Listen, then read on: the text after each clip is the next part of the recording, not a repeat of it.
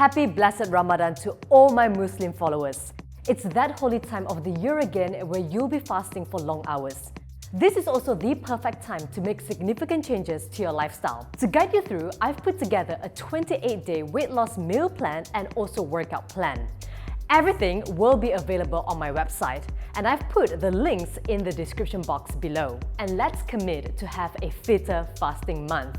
During the fasting month, your metabolism will slow down.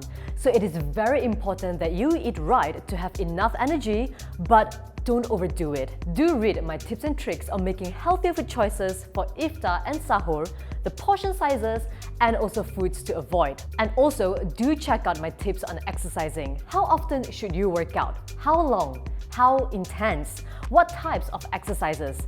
And when is the best time to work out? Tag and share this on to a friend who's fasting. Have a blessed Ramadan.